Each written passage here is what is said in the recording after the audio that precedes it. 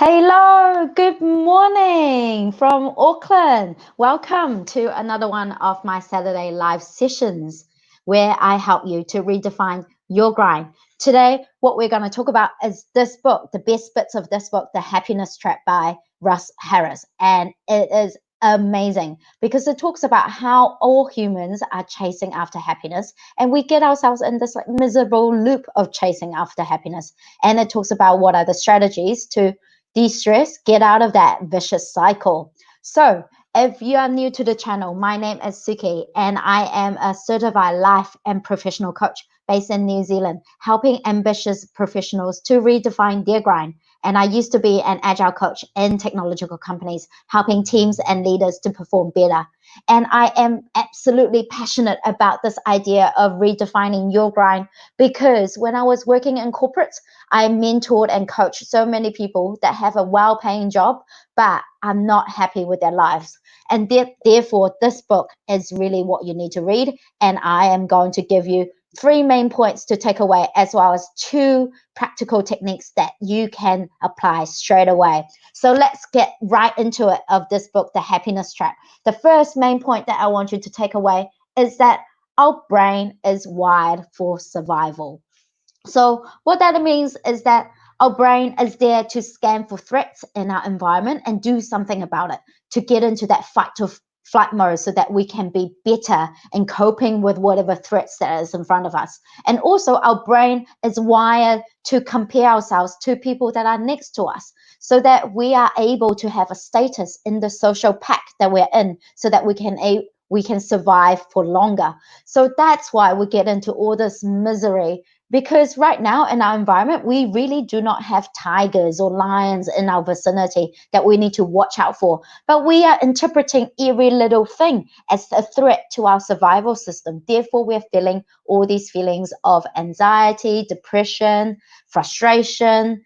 So this is all really normal. And when we compare ourselves next to another person, that's when we get very down about what is our social status. And this is all part of the brain that is called the limbic system that is controlling this part of the brain, and it's very, very ancient. If you're very interested in this part of the brain, how brain is structured, why do we have these feelings of good feelings, negative feelings, then do check out my other best bits video, which is called the habits of a happy brain, where I broke down all the science of what is a happy brain. So I want you to remember this point, that our brain is wired for survival. Therefore, we feel crap about ourselves so that we can continue to survive. This is just the reality that it is. So what do we do when our brain is wired for survival? A lot of us will think, okay, well, what we need to do is to control these feelings of bad feelings because they feel so bad and we don't want them. But the bad news is, the more that we try to control how our feelings are going, the more that we get trapped into this vicious cycle called the happiness trap. And the typical example, and you know this, is that right now you might be feeling your job is on the line, or you have lost your job and you don't know what the future is going to hold, and you're feeling this anxiety and frustration about this uncertainty of the future. And what you do is that you look for some quick fixes. That quick fix might be going into that cupboard, getting out that packet of chocolate biscuits and just munching it down so quickly so that you can feel better about yourself. This is a control strategy that we are trying to apply, which is numbing ourselves from the feeling that we are not good enough in this moment, that we are feeling anxious, that we're not feeling good.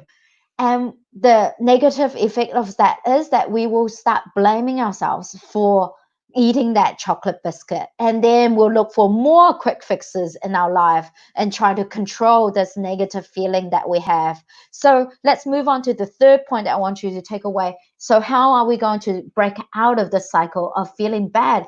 Is that we actually need to be really mindful of all the experiences that we are having, and then choose deliberately what are some of the actions that will align us to the values that we have in our life. So next time when you feel bad about yourself, instead of going into that cupboard looking for that chocolate biscuit, or instead of binge watching another episode on Netflix, is to take a moment to pause, to really stop in that moment, reflect on, okay, what is happening? What am I feeling? What am I thinking about? Really taking that moment to notice how you are feeling. When we're taking that moment, then we're no longer in that fight or flight mode of trying to do something or trying to escape from this feeling of bad. Instead, we're taking that emotion in, allowing there to be space and acknowledging that we're not feeling so well right now, acknowledging that it is normal that we feel our survival is on the line. So when you're able to breathe into that feeling, really expand into that feeling, your prefrontal cortex, which is the executive functioning of your brain, will come back online. And once it comes back online, then you're able to choose, okay, I'm feeling anxious about my job being on the line. What can I really do in this moment? Maybe what I'll do is to go fix up my CV, making sure that my elevator pitch is really, really well, and also doing some finance calculations so that I know how much do I have in the bank and how much of a runway do I have if I do lose my job. Can you see how different it is being these two people, of one person being freaking out and being very anxious and trying to numb out that experience by eating, by watching, by gaming? Or do you want to be the other person who is able to take a step back, reflect, and really self-soothe in that moment so that you're feeling better about yourself and able to choose the actions that are aligned to your values? So I really hope that these three main points that you'll walk away. And now what I want to give you is 2 practical tips that you can really apply for being more mindful of your experiences. So the number 1 tip that I give is actually use this technique of adding these 2 words, I notice, in front of your experiences, in front of your feelings, your thoughts, and whatever that is going on. So instead of saying, I am anxious, I am frustrated, I am not feeling well, instead of saying that, is to say, I notice that I am anxious. I notice that I'm frustrated. I notice that I am panicking. When you're able to add those 2 words of I notice, you are actually adding distance between how you're feeling and what is the actual experience that you are observing that you are having. And when we're able to have distance, then that prefrontal cortex part of our brain is going to kick in to help us to really know what is happening. So that is tip number 1, is to add I notice in how you're feeling. And then tip number 2 is to observe your life as if you are a TV drama in itself. So to ask yourself, what episode is being played at the moment in your TV drama?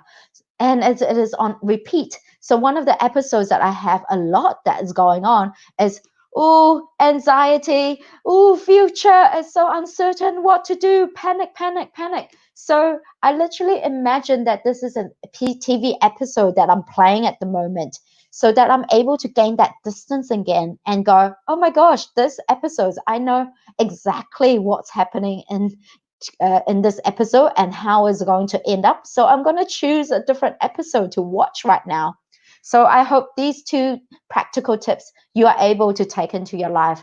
And I know what you want to ask me is like, give me more tips, give me more strategies so that I can cope with this uncertainty, so that I can chase after more happiness. But then that's not the point, because happiness is not to be chased. It's actually happiness is in the moment of being mindful what's happening. And also there is a difference between you knowing what the techniques are and you applying those techniques.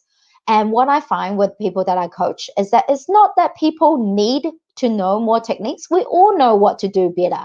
We need to eat better. We need to sleep earlier. We need to exercise. We know all that. What we have trouble with is actually application of those techniques. So what I really encourage you to do is to apply these techniques. And sciences show that we need at least 45 days to apply these techniques consistently, so that we can build a new neural pathway that is in our brain, so that we can be better than these rudimental or these very ancient techniques that we apply on ourselves. So that's why all my programs that I do it's more than 6 weeks long, because we need that amount of time to really build a new habit in ourselves, whether that is the program that I have for purpose program, finding your purpose, redefining your grind, and gaining that self-confidence and self-love of in 10 weeks with me, as well as some personal coaching, or the other program that I've got, which is about redefining your habits. That is a 6-week program looking at how your habits are being formed, what is the formula of getting a good habit, and building those practices of mindfulness, self-compassion, gratitude, and joy that I've talked about a lot in my videos. So these two programs that I have on my website are all 6 weeks long, and it's because I want to be there to guide you through this journey of change. And it is not easy. It requires consistency of efforts that you put in yourself. So, yep, that's enough about my program. So let me give you a preview of what's happening next week in my Saturday live session at 11 a.m. Who I'm going to interview is a mindfulness teacher called Debbie Schultz, and she has her own business called Blue Sky Minds that help companies to implement science-based mindfulness in their day-to-day work. And it is amazing. What we're going to talk about next week is how are we going to move forward in this forever change world? How are we going to have peace in this chaos?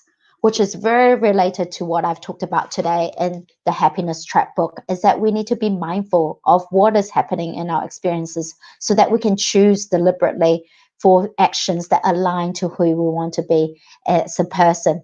So that's all I've got for you today. And thank you so much for tuning in. If you have any questions or comments, do leave them in the comments box so that I know what you're thinking about, what kind of challenges that you're having, and how I can help you to apply these techniques in your life.